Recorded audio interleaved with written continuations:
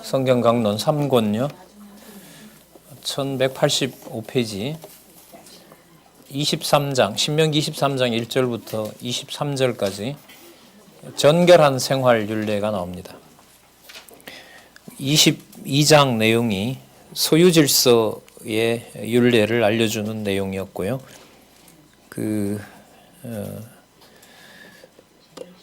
보호받은 생명을 어떻게 보존하실 것인지에 대한 내용이 22장에 나타났다면은요, 지금 보는 23장은 그 생명을 보존하도록 해서 마지막 그 생명의 그 보존의 확증은 몸만 가지고 있다고 되는 게 아니고요, 여호와 앞에 올 수 있는지 없는지가 판정을 합니다. 그래서 23장 1절에서부터 23절 내용은 총회 참석의 기준이 되느냐 안 되느냐. 그러니까 총회라는 말은 전 백성이 누구 앞에 모이는 거예요? 여호와 앞에 모이는 거죠. 이게 언약 자손의 확실한 확증이고 또 다음에 이루어질 통치 언약과 연관된 거고, 지도자들이 지도자 노릇을 했을 때 여호와를 잘 섬기도록 하는 총회가 이루어졌느냐 안 이루어졌느냐, 이게 신명기 마지막 장까지 갑니다. 나중에 그래서 가서 보시면 야곱의 기업의 총회로 모여서 여호와께서 모세로 하여금 제일 마지막에 어떻게 언약을 하고 이제 그 모세가 숨을 거두는 것과도 관계가 되는데요. 그래서 관계가 뒷부분하고 연관이 됩니다. 23장 1절에서부터 23절 총회 참석 기준입니다. 자, 23장 1절 볼까요? 남자의 생식기가 여러분들 사용할 수 없는 자는 여호와의 총회에 못 들어옵니다. 재밌는 다음에 얘기를 하나 해드릴게요. 여러분, 이게 나중에요, 이사야 53장에 가잖아요. 신을 베인 자나 신랑을 상한 자도 자손으로 받아줍니다. 이게 실체적 의미로 바뀌어 나가기 때문에 그래요. 예, 그때 나오죠. 예, 권사님 말씀하셨는데 고자도 총회에 들어오라고 얘기를 합니다. 그래서 나중에 실체적 언약과 연관해서 보면, 그래서 예수님께서 오셔서 율법을 재해석하시는 내용이요, 예수님께서 와서 본인이 직접 만드신 게 아니에요. 벌써 신명기에서 그리고 통치 언약이 이루어지고 나라가 멸망하고 포로가 되고 돌아오면서 이방인과 함께 돌아오게 되고, 나중에 선지서에 가서는 모형적인 언약을 끝내고 메시아가 오실 준비를 하시는 내용에 가서 보시면 신명기와 레위기서에서 얘기했던 율법들이 변화가 일어나기 시작합니다. 그러니까 초점을 누구에게 맞추는 거죠? 메시아에게 맞추는 거예요.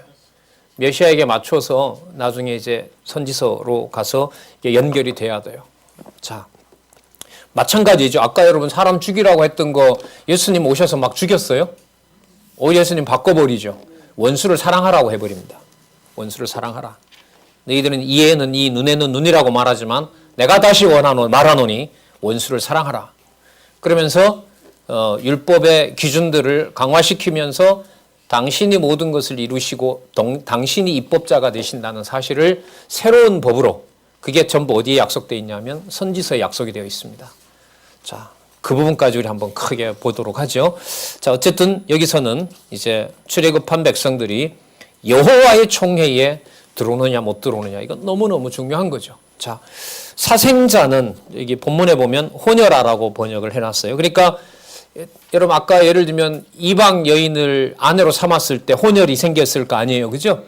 예, 이 자들은 여호와의 총회에 들어오지 못한다 그러고요. 암몬과 모압 사람도 못 들어오게 해요. 사실 혈통으로 보면 그 롯의 후손들이잖아요. 근데도 못 들어와요. 근데 재밌는 게 7절과 8절에 가면 누구는 들어와요? 이 애굽을 들여놓더라고요. 에돔하고 애굽은 10년이 지나면 들어와요. 이게 전부 여호와께서 하시는 일이고 3대죠. 3대가 지나면 여러분 들어올 수가 있습니다. 자,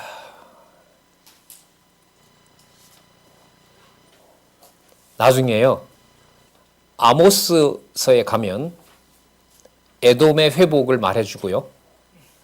이사야서 제가 메모해 왔는데 잠깐만요. 이사야 19장에 가면 애굽도 회복시켜 줍니다. 그러면 그것도요, 선지자들이 하나님으로부터 이 예언을 받아서 기록을 하지만 그게 여러분들 하늘에서 뚝 떨어진 게 아니라 어디에서 얘기했던요? 창세로부터. 그래서 우리 지난주에 마치면서 아주 중요한 말씀을 하나 배웠는데요. 선지자가 얘기했던 것이 증험이 없고 성취가 없으면 그게 뭐다? 거짓 예언이다라고 했죠. 그럼 다르게 말하면 진짜 참 선지자로 왔는지 안 왔는지는 이미 증언한 바가 반드시 이루어져야 돼요. 그러면 12소선지자뿐만 아니라 대선지자, 소선지자의 약속은 여호와께서 불러서 예언을 하도록 하지만 그 모든 내용은 어디에 기초를 둘까요? 열조와 맺은 언약에 기초를 두면서 실체인 메시아로 넘겨가는 거예요. 그래서 이것은 본문에 대한 어떤 구체적인 개념까지 들어가서 봐야 그때 그런 낱말이 여기 와서 이렇게끔 이루어지는구나라는 것까지 확인할 수가 있어요. 저는 그게 좀 아쉽게 생각을 했고 그걸 좀 여러분들에게 요즘 많이 강조하는 편이에요. 본문에 그러니까 저기에 성경 개론 우리 구조 중에서도 요즘 세 번째 성경 본문에 여기 있죠. 성경 본문의 논리적 흐름을 중시했다. 의미를 분석한 것의 논리적 흐름. 양쪽 가로 숫자가 의미의 단위인데요. 그 지난번 어떤 장로님 찾아주신 숫자로 보면 947개인데 밑에 사건을 한 3개만 넣어도 3천여 가지가 되죠. 적어도 이제 성경을 앉아서 묵상하고 사고할 정도의 의미 분석 성경 중심으로 사고를 하려면 글쎄요, 뭐 참 극히 개인적이지만 적어도 한 수백 가지 사례는 순서대로 기억나는 게 좋을 것 같아요.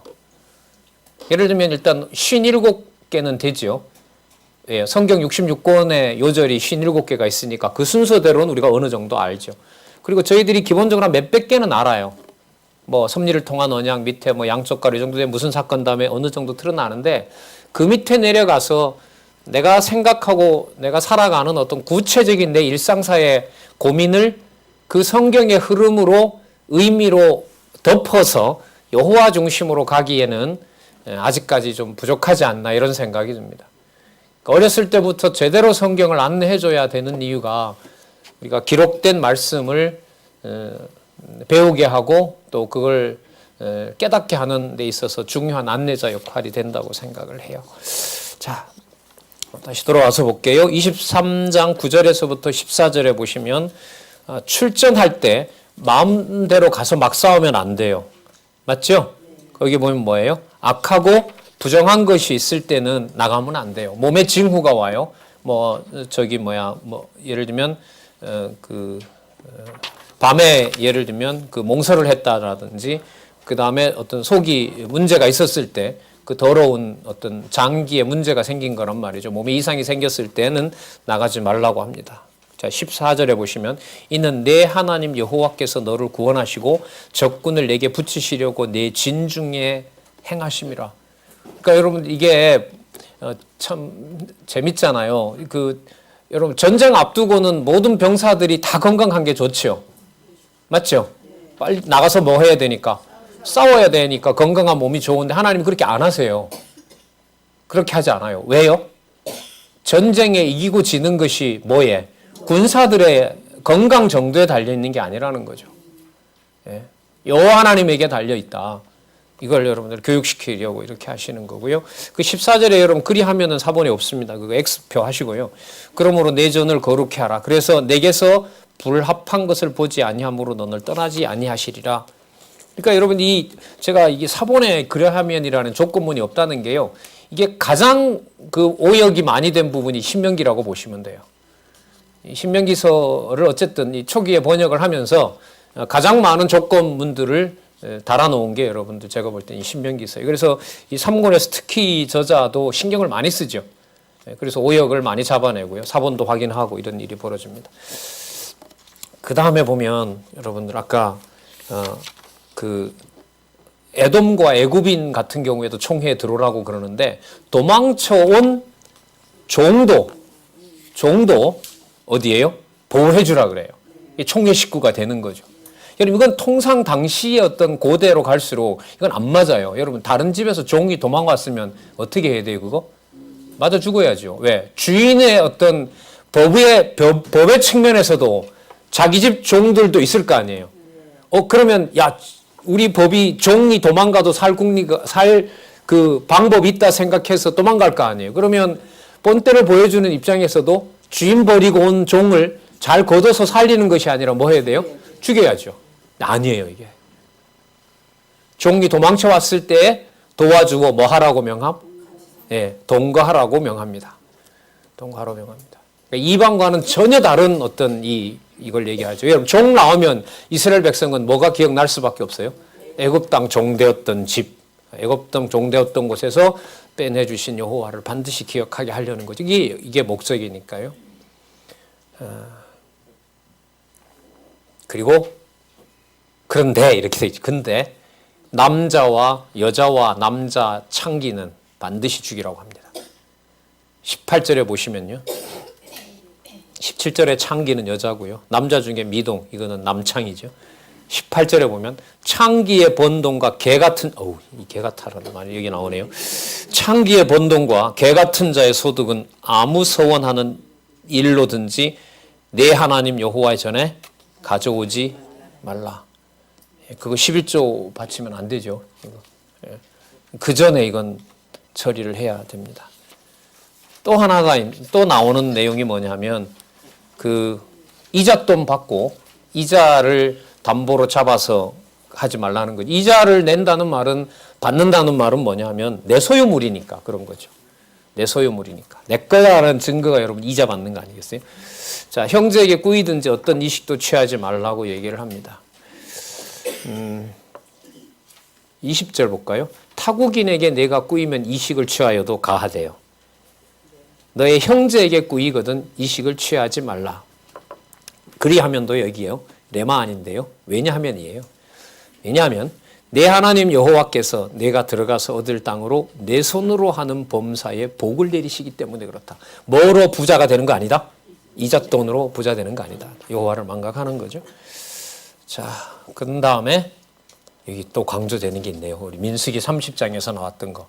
서원은 꼭 갚아야 된다. 다르게 말하면 여호와께서 맹세하신 것은 여호와께서 반드시 지키신다는 것을 21절에서부터 23절 여호와께 서원한 것은 갚기를 더디하지 말라고 얘기를 하시죠. 21절 내 하나님 여호와께서 서원하거든 갚기를 더디하지 말라. 내 하나님 여호와께서 반드시 그것을 내게 요구하시리라. 더디면 내게 뭐가 된다? 죄가 된다. 그래서 23절 중간에 무릇 자원하는 예물은 내 하나님 여호와께서 네가 서원하여 입으로 언약한 대로 행할지니라. 그리고 감사해서 여호와께 바친 제물이기 때문에 이건 낙헌제의 일종이고 감사제의 일종이기 때문에 서원제는 더 드려야 돼요. 그러니까 이런 거죠. 결론을 뭐라고 내렸냐 하면 모든 것을 여러분들 이런 거잖아요. 번제도 속제도 뭐 다 드렸어요. 거제도 드리고 다 드렸어요. 그래서 그 여호와께서 내가 드린 제사에 대해서 뭐예요? 기쁘게 연락해 주신 거세요. 그러니까 앞으로 제사를 이렇게 드렸을 때 여호와께서 뭐 해주시기를 꼭 받아주시기를 감사하면서 드리는 거예요. 이게 그러니까 제사의 최종적인 거죠.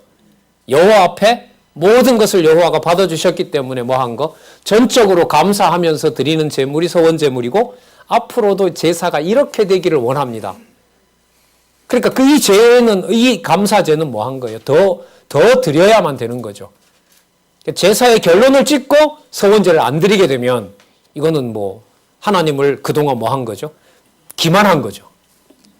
하나님은 모든 걸 다 용납해서 뭐까지 낙헌제로 감사까지 해주셨는데 그걸 자기 재산에 손해가 난다고 바치지 않게 됐을 때는 이제까지 해오신 여호와를 뭐 하는 거죠? 부정하는 거죠. 그래서 서원제는 어렸을 때 맹세하더라도 반드시 지켜야 된다.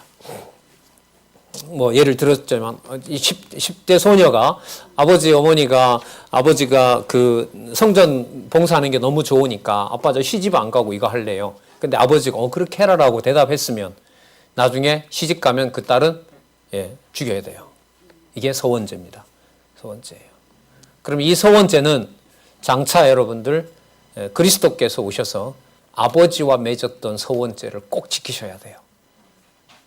그래서 예수님은 백성들에게 이스라엘 백성들에게 유대 백성들에게 서원하지 말라 그러죠. 서원이 맹세거든요. 맹세 못한다. 너네들 못 지킨다. 땅으로 할래? 땅의 주인이 누구냐? 하나님 아니냐? 그럼 하나님보다 내가 더 강한 의지를 가지고 있거나 하나님만큼 네가 대등한 의지를 가지고 있느냐? 말도 되지 않는다. 그럼 지키지 말라는 거냐 너는? 내가 지킬 거다. 그게 예수님의 대답이죠. 그래서 첫 번째의 방식이 마태복음 같으면 제물이지만은요, 마가복음 같으면 신분으로 아버지의 사랑하는 흡족한 아들로서 당신의 신분을 아버지께 드리는 거죠. 그 감사제가 되는 거예요. 그래서 이 놀라운 이 성경 구조가 있잖아요. 마가복음에 예수님이 죽으시는 내용이 예수님이 아버지께 모해지는 신분으로 가는 거죠. 높은 신분으로 가는 거죠. 높은 신분으로서 누가복음에 가면 대속 사역을 하는 노릇을 하시는 거예요. 죽어 가시면서. 그리고 그분은 본성이 하나님이신 내용이 요한복음에 나오잖아요. 귀천으로. 그래서 그 예수님 이랬을 때 우리가 예수에 대한 예표로서 모형과 그림자라고 신명기에도 나오고 앞으로 말라기까지 계속 나올 텐데 그때 꼭 염두에 두셔야 되는 게 그 예수는 마태복음에서부터 사도행전 1장 11절까지 예수에 의한 성취 전체의 예수님을 생각하셔야 돼요. 그러니까 죽는 장면이 나온다고 마태복음만 생각하시면 안 돼요. 그럼 구속사로 가요, 이른바. 그래서 예수님 죽으시는 내용에 마태복음을 읽으면 눈물도 나요. 처참하게 당하는 내용이 상세하게 좀 기록이 되어 있어요. 마가복음은 별로 또 줄어들어요. 누가복음은 뭐 그렇게 길질 않아요. 요한복음은 읽어보면 예수님 죽으시는 게 슬픈 내용이 거의 없어요. 그냥 아버지께 빨리 가고 싶어 해요. 그 말은 빨리 뭐 하고 싶어요? 죽고 싶은 거죠. 왜요? 당신의 본성이 아버지께 신성에 속한 아버지의 어떤 아버지와 함께 한 자니까 빨리 가서 당신이 아버지와 하나였다는 걸 확인해 주는 게 성도들에게, 제자들에게는 뭐예요? 훨씬 더 나은 거죠. 그래서 별로 슬프지 않아요.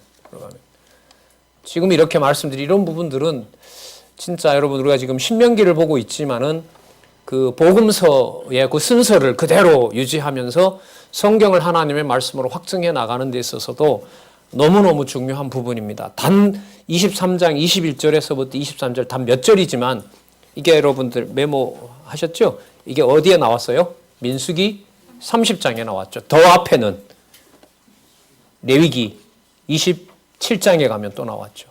계속해서 서원 문제가 나옵니다. 자, 여러분들 여호와의 총회에 들어오는 그 기준을 여호와께서 알려주셨잖아요. 그죠? 예, 그러면 총회에 들어온 내 백성이라면 여호와께서 어떻게 해주셔야 돼요? 보호해 주셔야 되고 사랑하도록 해주셔야 되는 거죠. 총회 안에 있을 때는 서로가 서로를 사랑해 주도록 하시는 내용인데 그래서 재밌게 나오잖아요. 이렇게 논리적일 수 있을까요? 이웃의 포도와 이삭을 취할 수 있는 경우. 자, 24절. 낚 가지고 들어가서 배면은 안 돼도요. 배가 고플 때 포도원에 가서 시큼 먹어도 돼요. 그러나 그릇에 담지는 말아야 되고요. 25절에 보면 낫을 가지고 가면 안 돼요. 하지만 이삭을 따서 먹어도 돼요. 그리고요. 수치 있는 여자를 취하는 방법도 알려주세요. 자, 여기 보면 이혼 증서 얘기가 여기에 나오잖아요. 여기 보시면 아내가 마음에 들지 않으면, 기뻐하지 않으면 이혼 증서를 써서 그 손에 주고 그를 자기 집에서 내어 보내라고 합니다. 내어 보내서 이제 다른 남자가 데리고 살아요. 근데 그 남자가 죽었어요. 그럼 그 여자를 다시 데려오면 되겠죠. 그러지 말라는 거죠. 왜요? 그 여자는 남의 소유물입니다. 자기가 버린 남의 소유물이기 때문에 그렇게 할 수 없다라고 해서 해결을 해줍니다. 그러니까 어느 집에 어떻게 살아야 되는가를 여기서는 또 알려주고요. 그 다음에 또 하나는 아내를 취한 자는 군대를 1년간 면제해 주라고 얘기를 합니다. 예. 우스운 얘기지만 양심적 병력 거부는 하나님이 하시는 거예요. 인위적으로 무슨 교리 따라 그렇게 가는 게 아니고요. 자, 여기에 보시면 하나님께서 싸울 자와 싸우지 않게 되는 경우, 자, 5절 끝에 보면 그는 1년 동안 집에 한가히 거하여 그 취한 아내를 즐겁게 할지니라. 참 친절하게 안내를 해주고 있습니다. 뿐만 아니라 살면 뭐해요? 먹을 게 없으면 둘 다 죽는데. 그리고 6절에 보면 맷돌 전부나 윗장만을 가져오지 말라 그럽니다. 참 고약하죠. 맷돌을 다 가져가는 게 미워요. 한 짝만 가져가는 게 미워요. 진짜 고약한 거 아니에요? 네. 옛날 왜 시골에 이런 데 보면 왜 가서 그 가장 중요한 부품 하나 확 빼가 버리죠. 예. 다른 거 아예 쓰지도 못하잖아요. 예. 자, 죄송합니다. 고짓하지 말라는 거죠. 왜요? 내 총회에 들어온 내 백성이니까.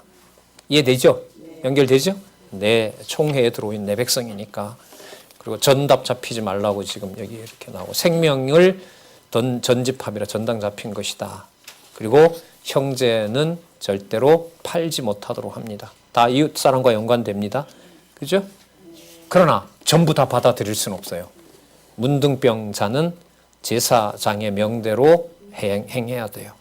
왜냐하면 이게 구절에 보면 근거가 재밌어요. 너희가 애굽에서 나오는 길에서 내 하나님 여호와께서 누구에게? 미리암에게 행하신 일을 기억할지니라. 미리암 누구의 누나죠?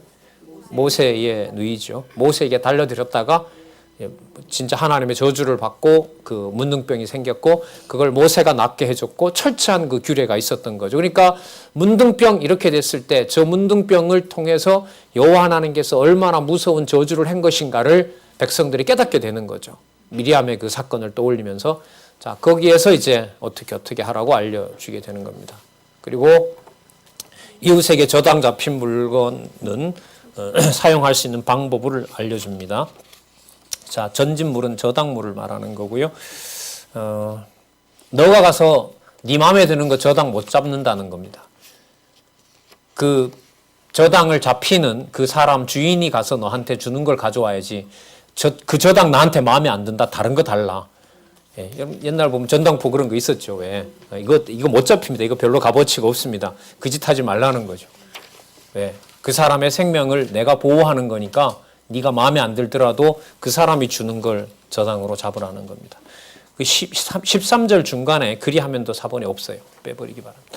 해질 때 전진물을 반드시 그에게 돌릴 것이라. 그래서 그가 그 옷을 입고 자며 너를 위하여 축복하리니 그 일이 내 하나님 여호와 앞에서 내 의로움이 되리라. 그리고 종을 썼어요. 종을 썼으면 품삯을 내일 줄게, 그렇게 하지 말라는 겁니다. 왜 일하러 왔어요? 그날 먹을 게 없어서 일하러 왔으니까. 자, 14절 공공하고 비난한 품꾼은 너희 형제든지 내 땅 성문 안에 우거하는 객이든지 학대하지 말라. 품삯을 당일에 주고 해진 후까지 끌지 말라. 빈궁한 마음으로 마음의 품삯을 사모함이라. 들었건대 그 호소를 여호와께서 들으신다. 그리고 이 16절에 보면 각 사람은 자기 죄의 죽임을 당할 것이라고 얘기합니다. 여러분, 이게 나중에 예레미야 26장에 가면 이걸 또 반복하죠. 왜냐하면 이스라엘 백성들이 이게 얼마나 오만한지 뭐라고 하냐면, 열조와 맺은 약속을 지금까지 여호와가 언약해 지금까지 이어왔으니까 내가 범죄하더라도 뭐 할 수 없다? 버릴 수 없다. 그 여호와 앞에 이 대드는 이유가 그건 거예요. 탁 치려고 하면 열조와 맺은 언약이 있지 않습니까? 악하게 쓰는 거죠. 그러니까 모세도 입에서 무슨 얘기가 나오냐 하면 죽이려고 하니까, 이스라엘 백성들을 죽이려고 하니까 모세도 뭐라고 기도해요? 열조와 맺은 언약은 어디에 갔고 여호와의 이름이 더럽혀지는데 어떻게 합니까? 여호와 살려주셔야 됩니다 해서 여호와께 응답하시죠.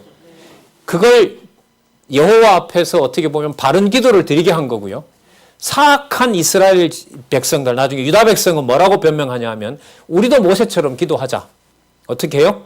우리가 범죄했다 하더라도 열조와 맺은 언약이 있기 때문에 우리가 이렇게 아무리 범죄해도 여호와가 버리면 된다, 안 된다? 안 된다. 말은 똑같잖아요. 이 모세 말하고 똑같아요.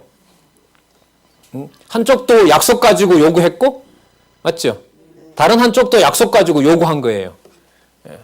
누가 판정하셔야 돼요? 여호와께서. 나타나서 한쪽은 여호와께서 모세로 하여금 자기 백성을 위하여 구할 마음을 주셨느니라 이렇게 판정하고요. 유대 백성들에 대해서는 사악하여 벌을 자초하기 때문에 저러고 있다. 그래서 내가 징계를 내리겠다. 이렇게 되는 거예요. 자, 그때 예레미야에 가면 뭐가 나오냐면, 그렇지 않다. 그렇지 않다. 자기 죄는 자기가 받게 되어 있다. 너가 잘못했으면 너가 망한다. 그게 여기 나오잖아요. 24장 16절.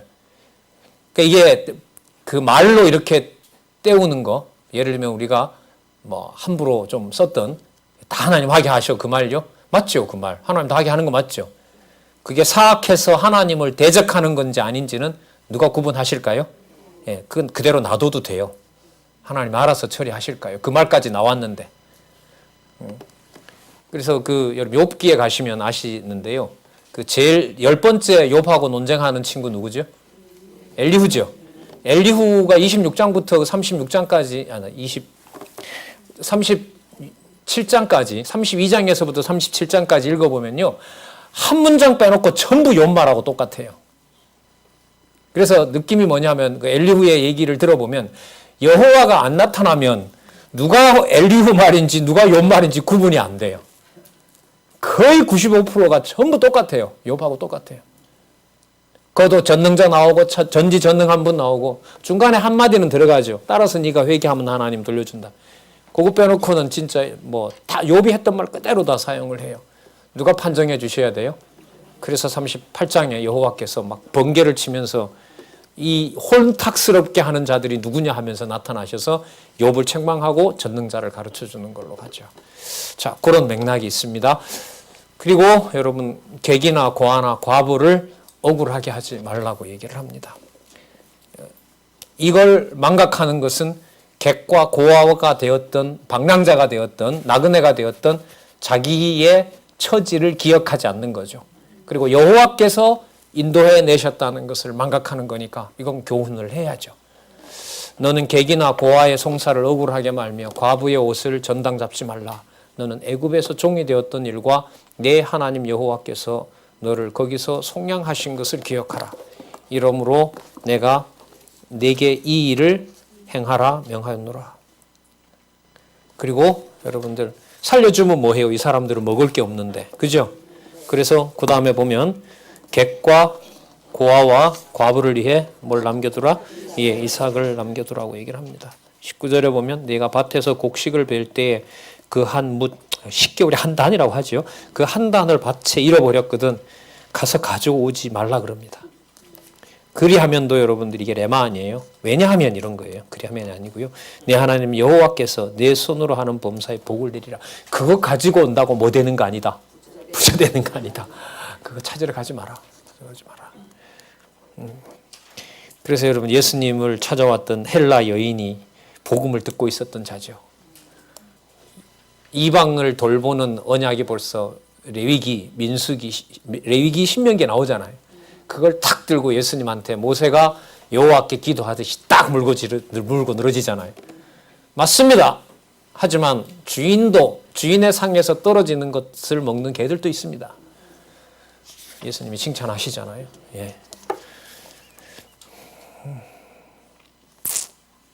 우리는 뭐 그 정도 더러운 자는 아니잖아요. 그죠? 한마디 하고 가야죠. 그래도 받은 게 너무 커서. 예, 너무 커서.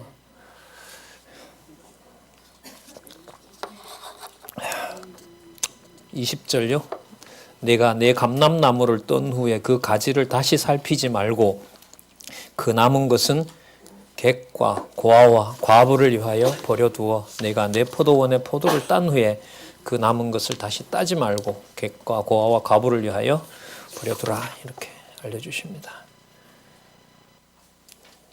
그렇다고 해서 여러분 무조건 다 감싸주라는 게 아니고요. 여러분 아까 그 시체 처리 방법을 알려줬죠. 그리고 지금 25장에 가면 공정한 판결을 하나님께서 엄격하게 알려주세요. 그 첫 번째 내용이 뭐냐 하면 잘못을 했을 때 때려도 악의를 가지고 때리지 말라는 거죠.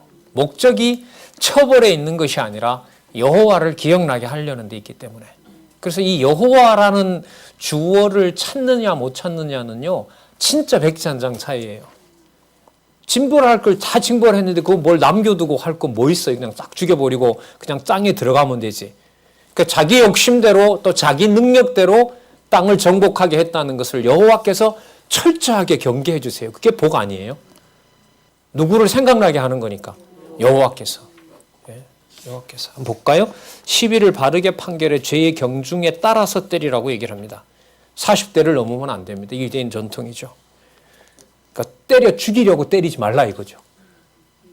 그러니까 여러분 아까 보세요. 객과 과부와 고아를 철저하게 챙기도록 하시지만 여호와의 명을 거역한 자에 대해서는 막 무섭게 진노하는데 그 목적이 때려 죽이는 데 있는 게 아니에요. 누구를 기억하게 해요? 그렇죠. 그렇게 되면 여러분 나중에 복과 저주를 통해서 살기도 하고 남쪽 북쪽 먼저 망하고 남쪽도 다 망해서 포로로 잡혀가지만 그 목적이 바벨론에게 맞아 죽게 하려는 게 아니라 누구를 기억나게 하려는 거예요? 마찬가지 여호와를 기억나게 하려는 거예요. 전체 저기 말라기까지 그림을 제가 볼 때는 신명기서에서 가장 든든한 기초를 가질 수가 있어요. 그래서 오늘 신명기 다는 못 나가지만은요, 신명기를 앞부분부터 과거 회고에서 과거 회고는 그거죠. 한마디로 너네들이 언약 자손 될 백성이었다 아니었다? 아니었다 그거예요. 아니었는데 어떻게 했어요? 계명 줘서 날 섬기게 하지 않았느냐. 그리고 오늘 지난번에 보면 하나님께서 백성 지도자 세워주지 않았느냐. 오늘 시작한 내용 세워줘서 너네들을 봐라. 얼마나 철저하게 관리해서 뭐까지 사후까지 시체까지 어떻게 관리해야 되는지 내가 다 알려주질 않았느냐. 그렇다면 여러분 27장 34장에 가면 내가 해왔으니까 나 경유하는 게 행복 아니냐? 뒤에 가면 여기 행복자라는 말이 나오더라고요. 참 놀라운 말씀이 나오는데 자 그건 좀 기대를 하시면서 오늘 못 나가면 다음 시간에는 나올 것 같아요. 자 형벌 볼까요? 죄의 경중에 따라서 하고요. 3절 볼게요. 40까지는 때리려니와 그것을 넘기지 못할지니 만약 그것을 넘겨 과다히 때리면 내가 내 형제로 천히 여김을 받게 할지니라. 참 이게 묘하죠. 재판을 내려서 39대를 때리라고 했어요. 근데 지금 여기 보면 40대를 때리지 못하라는 게 뭐냐 하면 내가 봐도 저기 잘못해서 했거든요. 저 맞아 죽어도 당연한 짓을 한 거예요. 그랬을 때 내가 뭐가 돼요? 재판장이 되죠. 그 사람의 생사 여부를 결정하는. 그랬을 때 저 사람은 같은 하나님의 백성으로 자기가 얼마나 모멸감을 느끼겠어요.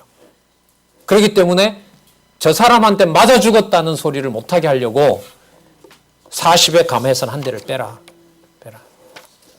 내가 내 형제로 천히 여김을 받게 할까 하노라 나오죠. 과다히 때리면. 예. 자, 그리고 이런 거죠. 형벌은 받지만 누구의 지위는 유지해요? 여호와의 총회에 속한 백성의 지위는 유지해요. 그걸 여호와의 명대로 해야 돼요. 그러면 재판장한테 억울하게 맞은 것 같지만 그게 아니라 여호와의 방법대로 여호와의 백성을 보호하는 거죠. 맞을 만큼 맞고 때릴 만큼 때리지만 그게 누구를 기억하게 하는 여호와의 총회에 들어와 있는 백성이라는 모멸감은 당하지 않게 해요. 여러분 참 이 수치심이라는 게 너무너무 중요하잖아요. 자존심과 직결되는 거고. 그럼 그리스도가 당한 여러분들 경우로 보면 뭐 마태복음의 논리로 보면 수치심이 극에 달하잖아요. 하지만 마가복음으로 가고 요한복음으로 가게 되면 본성과 연관되기 때문에 그걸 넘어서는 차원이 있는 거죠.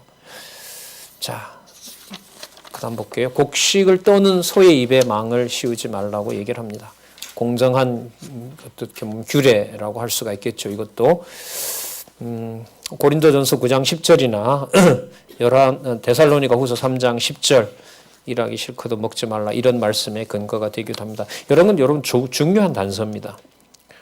아마 저자가 이 강론집을 쓰는 방식이 이 고전이나 고린도전서나 여러 살후 이런 부분들이 고린도전서나 데살로니가 후서에 가서 쓸 때 신명기에 이런 게 나왔었다는 걸 그 근거 구절로 잡을 때 아주 중요한 안내가 됩니다. 강론집을 쓰는 이 저자가 강론집을 쓰면서 강론집을 확인하면서 확인을 해준 것은 성경대로 강론집이 간다는 것하고 직결되죠. 너무너무 중요한 일인 거죠. 자, 그 다음 또 하나는요. 후대를 이을 여자에게도 공정하게 판결을 하도록 합니다. 남편이 죽은 후 아내로 후사를 잃게 해주라고 명합니다. 그러니까 형이 죽었으면 형수치수제라 그러죠. 네, 형수치수제. 근데 이제 둘째가 데려가기 싫어하면 이거 재판해야 돼요. 그러니까 어떻게 보면 죽은 형에게 애를 낳아주러 오는 거거든요. 낳아주러 룻 경우로 생각하면 돼요. 그러니까 보아스를 통해서 여러분들 오벳이 났나요? 맞죠? 맞죠. 그렇게 나서 다윗 왕이 나지만은 오벳이 남자로 보면 남자 중심으로 보면 낳은 거지만은요. 엄격하게 말하면 이쪽 나오미 가문의 아이를 낳아주러 온 거예요. 낳아주러 온 거예요. 지금 이게 그 말씀인 거예요. 자, 볼까요? 6절 볼게요. 그 여인의 낳은 첫 아들로 그 죽은 형제의 후사를 뭐예요? 있게 해주는 거예요. 있게 해주는 거예요. 근데 자기가 손해 난다고 해서 그 보아스의 친척 중에 안 하잖아요. 자기 재산을 이 여자 애들을 키우는 데 써야 되거든. 그러니까 자기 소유물이 뭐 하는 거예요? 손해가 나잖아요. 결국 누구 아들도 아닌데, 내 아들도 아닌데. 그러니까 거기에 대해서 이제 손해가 날까 보지 않지만 그러지 말라는 거죠.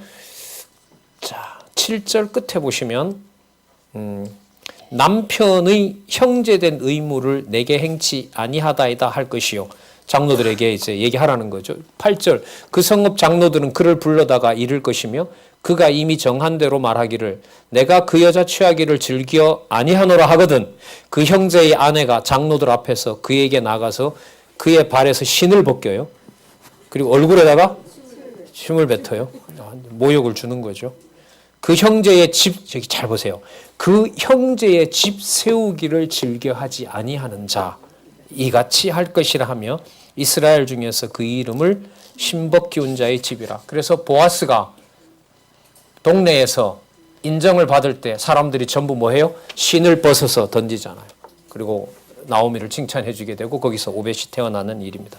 여러분 여기 형제의 집 세우기를 즐겨하지 아니하는 자. 여러분 이게 신약의 그 개념으로 말하면 집 세우는 게 이게 바로 건덕이에요. 건덕의 복음을 통한 양육 어디죠? 고린도 전후서죠. 그 고린도 전후서의 건덕이라는 게 도덕이 아니고요. 하나님의 교회를 세우는 거예요. 그럼 이거하고 맞아가죠. 그 형제의 집 세우기를 즐겨하지 않는 자. 집 세운다라는 말은 누가 있어야 돼요? 자손이 있어야 되잖아요. 그걸 거부하는 거니까 여호와의 언약을 거부하는 거죠. 침뱉음을 당할 만하죠. 그리고 그 사람을 모욕 주려는 게 아니라 아까 여러분들 태형을 가하는 것도 그 사람의 자존심을 구기려는 게 목적이 아니에요. 누구를 기억나게 해요? 여호와의 말씀을 기억나도록 하는 것이 바로 목적입니다. 이것 하나만 잡아도요.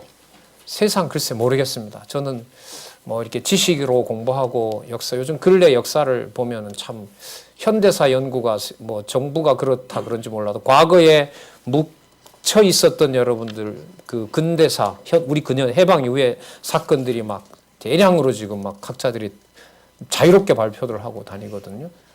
지난주에 갔다 왔던 여러분들 순천 여순 반란 사건이라 그런지 요즘은 막 항쟁으로 돌려놓고요. 전수조사까지 나오고 당시에 있었던 국방기밀 문서까지 나오고요. 진짜 하나님 모르면요. 야 이런 나라였나. 정리가 도저히 안 돼요. 진짜 안 됩니다. 전 진짜 감사해요. 이런 아까 말씀드렸던 원수 갚으려는 데 목적이 있는 것이 아니라 원수를 갚는 데 목적이 있는 것이 아니라 누구를 기억나게 한다? 여호와를 기억나게 한다는 게 지금 우리 상황도 그렇고요. 진짜 너무 감사한 것 같아요. 자, 그럼 이렇게 여러분들 여자의 권리를 여자의 어떤 그 복을 유지해 주는 면도 있지만은요.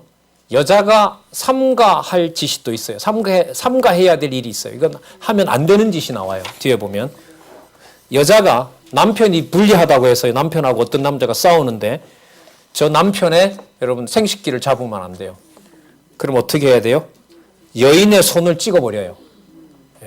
이것도 마찬가지입니다. 이것만 표면만 보면 그렇지 이게 진짜 전부 뭐하고 관계돼요? 아까 누구의 총회에 들어와 있다 그랬어요? 여호와의 총회. 객과 고아도 들어오지만 함께 했을 때 여자가 반드시 동생을 통해서 자신의 그 자손을 낳도록 하지만 여호와의 명을 어기는 결정적인 이런 사건은 그대로 두질 않는 거죠.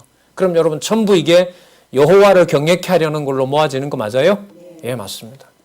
신령한 의미의 하나님 나라를 관리하시겠다는 메시아를 통하여 이루실 내용에 대한 진짜 언약과 예표이고요. 언약이라고 할 수가 있습니다. 뿐만 아니라 여러분들 눈속임하는 추를 가지고 있지 말라고 얘기를 하죠. 예.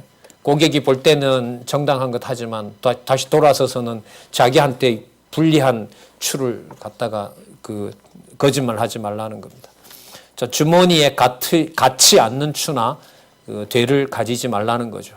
그거 속인다고 뭐 되는 거 아니다? 그렇죠. 부자 되는 거 아니다. 부자 되는 거 아니다. 자, 형제에 대해서는 아내에 대해서, 여자에 대해서, 그리고 객과 고아와 과부에 대해서, 그리고 여러분들 또 여자 같은 경우에는 남자에 대해서 절대로 그런 걸 하지 말라고 얘기를 하지만 그 다음 나오는 게 이게 극적인 대조가 돼요. 아말렉에 대해서는 절대로 용납하지 말고 다 멸해버려라. 예. 자, 아말렉의 이름을 천하에서 도말해버리라고 얘기를 합니다. 왜냐하면요, 하는 짓이 하도 고약해서 그러는데요, 그 짓을 하게 한 거죠. 그래서 아말렉 버리려고 한 거죠. 여러분 혹시 아말렉이 누구 아들인지 아세요? 아말렉이라는 이름이 이게 셈족이에요. 족으로 보면 에서의 아들의 아들이니까 에서의 손자예요. 지금 목사님 얘기한 대로. 그러니까 요 짓을 또 누가 하냐면 이 에돔 족속이 해요. 그 에돔 족속을 나중에 선지서에 가면 왜 치냐면요, 요것 때문에 그래요. 18절 잘 보세요. 그들이 하나님을 두려워하지 아니하고 너를 길에서 만나 너의 피곤함을 타서 내 뒤에 떨어진 약자들을 쳐요. 그 아수르 제국이나 바벨론 제국에 의해서 나라가 망하잖아요. 그때 도망치지 못해서 뒤에 병이 났든 어쨌든 똑같이 도망을 못 친 거예요. 그게 뒤에 이제 남겨져서 이제 처참하게 나고자 된 사람들을 붙잡아다가 블레셋에 다 팔아먹는 인간이 아말렉이고 에돔이에요. 예. 자, 하지만 에돔에도 누가 있어요? 남은 자와 돌아올 자가 있다는 거죠. 예. 예루살렘과 사마리아와 온 만방에도 남은 자가 있다는 것이 나중에 선지서에 또 약속으로 나옵니다. 그러므로 19절입니다. 내 하나님 여호와께서 내게 주어 기업으로 얻게 하시는 땅에서 내 하나님 여호와께서 너로 사면에 있는 모든 대적을 벗어나게 하시고 내게 안식을 주실 때, 여러분 안식 동그라미 하시고요, 너는 아말렉의 이름을 천하에서 도말할지니라. 너는 잊지 말지니라. 그럼 이렇게 말하는 거예요. 안식한다는 말은 일이 끝나는 거예요. 맞죠? 그래서 여러분들 메모를 제가 해왔는데요. 여호수아 1장 13절, 여호수아 21장, 여러분 여호수아 첫 장이 1장이잖아요. 21장은 거의 끝장이에요. 그리고 여호수아 23장은 끝장이죠. 23장에 가면은요, 땅을 다 줬다는 것을 무엇이 이루어졌다고 하냐면 뭐라고 할까요? 안식이 이루어졌다고 얘기를 합니다. 안식이 이루어졌다고 얘기를 해요. 여호수아가 24장까지, 23장이면 거의 끝이죠. 그리고 이미 신명기에도 나왔죠. 신명기 3장 20절에 나왔어요. 그러니까 신명기 3장은 뭐냐면 호렙산 언약을 재교육하시는데 이스라엘 백성들이 눈앞에 모압 땅을 딱 보고 있는 장면을 무엇이 다가온 걸로 얘기해요? 안식이 다가온 거예요. 안식이 다가왔다는 말은 보이는 저 땅을 뭐 할 것이다? 분명히 정복할 것이다. 땅 언약과 직결되는 거죠. 그걸 뭐라고 얘기를 해요? 안식인 거죠. 그러면 우리에게 안식은 뭐냐면 예수님이 기도하신 대로 하늘에서 이루어진 것처럼 땅에서도 하나님의 뜻이 이루어진 것이 믿어지는 게 바로 뭐예요? 안식인 거죠. 그럼 예수님은 마태복음에 이루어진 일은 처참하게 당하시는 제물이기 때문에 안식 못 하신 거고, 요한복음의 본성으로 아버지께 간 것은 안식한 거고, 말 될까요? 안 될까요? 안 돼요. 그래서 안식도, 성경에서 말하는 안식도 세상에서 말하는 편안한 안식이다 아니다? 절대로 아니에요. 절대로 아니에요. 어떤 여지가 없어요. 이걸 보면. 그럼 이렇게 되겠죠. 아말렉을 진멸하지 않으면 안식 안 온다. 이 말은 땅 언약이 들어가 있는 거죠. 반드시 어디를 치게 된다? 아말렉을 치게 된다. 대적을 치게 된다는 약속이 있고, 그 다음에 뭐가 와요? 안식이 와요. 그래서 23장, 24장 나중에 여호수아서에 가서 보시면, 글쎄 이번 학교 우리 여호수아까지 갈 수 있을 것 같은데요. 여호수아 이제 끝에 가보시면 아시겠지만 여호와께서 준다고 하는 땅이 다 여호수아에게 주시고 이 땅에 좋은 일이 이루어지고 안식하매, 이런 말씀이 나와요. 그럼 이게 안식 처음 나왔던 창세기 1장 몇 절에 나오죠? 2장 3절. 맞죠? 계획하셨던 모든 일을 마치신 후에 여호와께서 뭐 하셨더라? 안식하시고 그날을 복 주셨더라. 왜 복 주시죠? 복 준다고 했던 게 이루어졌으니까 복으로 확인되는 거죠. 예. 그래서 여러분들 나중에 33장에 가면 모세를 통하여 백성들에 대한 뭐가 나타난다고요? 축복이 나타나는 거죠. 그래서 이게 안식하고 관계가 돼요. 자, 그래서 약속의 땅에서 소산을 얻게 된다라는 말씀이 26장에 이어집니다. 그래서 지금까지 나타난 내용들의 결론은 누구를 사랑하게 되는 거죠? 하나님을 사랑하게 되는 걸로 마무리가 됩니다. 26장 1절 보세요. 내 하나님 여호와께서 내게 기업으로 주사 얻게 하시는 땅에 들어가면, 그럼 거기에 여러분 토지의 소산이 나오겠죠? 예. 그 다음에 2절 끝에 보셔도 내 하나님 여호와께서 그 이름을 두시려고 택하신 곳. 그럼 이렇게 되겠죠. 기업을 준 이유가 그 곳에 누구 이름 두시려는 것이다? 그렇죠. 그렇게 정리를 하시면 돼요. 그리고 3절 끝에 보면 내가 여호와께서 우리에게 주리라고 우리 열조에게 맹세하신 땅에 이르렀나이다. 그러니까 약속대로 이루어진 것입니다 라고 합니다. 그러면 그걸 기억하면 제사장에게 뭐예요? 소출을 가지고 올 거 아니에요. 그죠? 예, 그러면서 여기에 다음과 같은 그 교육을 명쾌하게 해주십니다. 자, 제사장이 이렇게 이제 제사장 앞에서 이렇게 고백하라고 하는 것도 알려줘요. 5절 너는 또 내 하나님 여호와 앞에 아뢰기를 내 조상은 유리하는 아람 사람으로 소수의 사람을 거느리고 애굽에 내려가서 거기 우거하여 필경은 거기서 크고 강하고 번성한 민족이 되었더니 애굽 사람이 우리를 학대하며 우리를 괴롭게 하며 우리에게 중력을 시키므로 우리가 우리 조상의 하나님 여호와께 부르짖었더니 여호와께서 우리 음성을 들으시고 우리의 고통과 신음과 그 다음에 폭정을 하감하시고 여호와께서 강한 손과 편팔과 큰 위엄과 이적과 기사로 우리를 애굽에서 인도하여 내시고 이곳으로 인도하사 이 땅 곧 젖과 꿀이 흐르는 땅을 주셨나이다. 여호와여 이제 내가 주께서 내게 주신 토지 소산의 만물을 가져왔나이다 하고 너는 그것을 내 하나님 여호와 앞에 두고 내 하나님 여호와 앞에 뭐 할 것이며 경배할 것이며 내 하나님 여호와께서 너와 내 집에 주신 모든 복을 인하여 레위인과 너희 중에 우거하는 누구도 다 참석해. 그러면 아까 여호와 총회의 일이 앞으로 약속의 땅에 가서 어떻게 된다? 이루어진다. 그리고 그 11조는 그 다음에 보세요. 레위인, 객, 고아, 그 다음에 하나 더 과부까지 2절에 보면 나오죠. 12절 끝에 보면 레위인과 객과 고아와 과부에게 주어서 내 성문 안에서 먹어 배부르게 하라. 그들도 여호와의 총회에 들어오도록 허락을 해주셨습니다. 13절에 또 13절에 레위인 객고 고아 과부 또 나오고요. 자, 그 다음에 14절에 보면 내가 애곡하는 날에 이 성물을 먹지 아니하였고 부정한 몸으로 이를 떼어주지 아니하였고 죽은 자를 위하여 이를 쓰지 아니하였고 내 하나님 여호와의 말씀을 청종하여 주께서 내게 명하신 대로 행하였다. 이런 거죠. 그러니까 11절을 가져와서 여호와께서 약속을 이루어 주셨고 함부로 먹지 않는 거예요, 여러분. 여기서 말하는 11조의 중요한 건 뭐냐면요. 여호와의 명대로 먹는 거예요. 명대로. 아까 보면 죽은 날이나 무슨 날이나 부정한 날이나 이럴 때는 11조를 못 먹어요. 금식하게 하시는 날이었어요. 그리고 객과 고아우가 아니고 혼자 돌아서서 먹으면 안 돼요. 꼭 가지고 와야 되고 그런 걸 모두 다 제가 잘라서 지켰습니다. 이렇게 말하는 게 아니고요. 누가 그렇게 해주셨다? 여호와께서. 그게 여러분 15절이에요. 원컨대 주의 거룩한 처소 하늘에서 하감하시고 주의 백성이 이스라엘에게 복을 주시며 우리 열조에게 맹세하여 우리에게 주신 바 젖과 꿀이 흐르는 땅에 복을 내리소서 할지니라. 여호와 약속이 이렇게 이루어진 것처럼 앞으로 복 주시기를 원합니다. 이때 기분으로 드리는 제사가 바로 서원제입니다.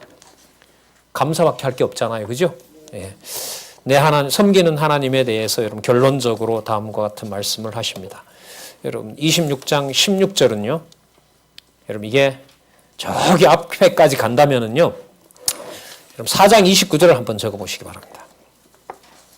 4장 29절요. 나중에 확인하시고요. 거기 가면 이런 말씀이 나왔어요. 그때 나오고 지금 나옵니다. 중간 몇 번 나오긴 나왔는데요. 26절 오늘날 내 하나님 여호와께서 뭐라 그래요? 이 규례와 법도라고 했고요. 아까 율례에 대한 교훈에서는 아까 25장을 참조해서 무슨 성격이 강하다? 판결의 성격이 강하다 했죠. 맞죠?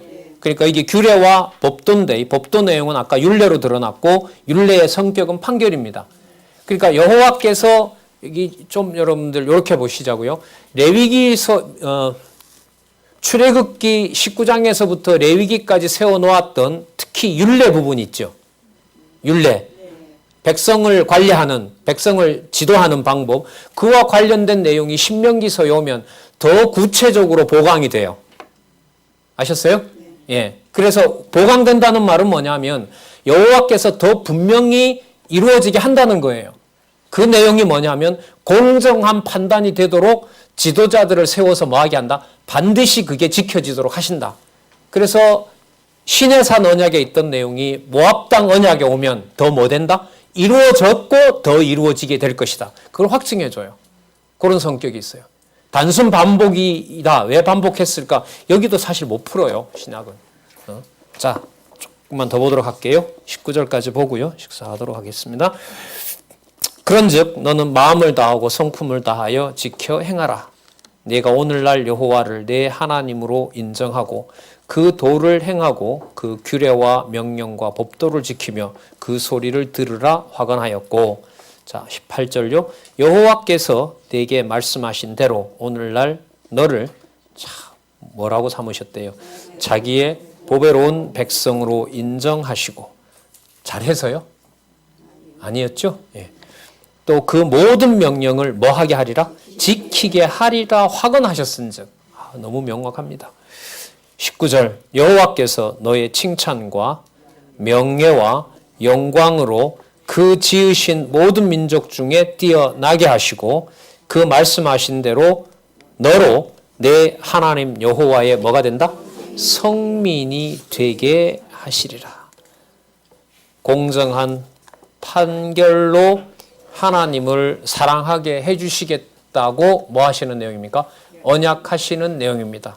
따라서 반드시 들어가게 하시겠죠. 맞죠? 가나안 땅에 반드시 들어가게 하십니다. 자, 그런데 여호와께서 27장에서부터 이 약속을 누구 방법대로 이루신다?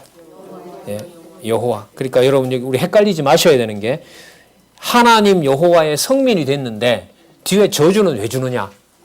표면으로 보면 그래요. 내용으로 보면. 그걸 이해하기 위해서 미리 말씀을 드리면 성민 되게 하시는 방법을 누가 하신다? 여호와께서 주권적으로 하신다. 그걸 염두에 두시고 식사하시고 27장에서부터 다시 또 살펴보도록 하겠습니다. 자, 그래서 이게 이런 부분 볼 때요. 복 나왔다 저주 나왔다 하는 거 이거 뭐 왔다 갔다 하면서 이게 좀 정리가 안 될 수가 있어요. 그건 앞에서 시작하는 논리적 흐름을 꼭 그대로 연결시키면서 묻고 위에 제목 보고 이렇게 확인해 가셔야 되는 것이 중요합니다.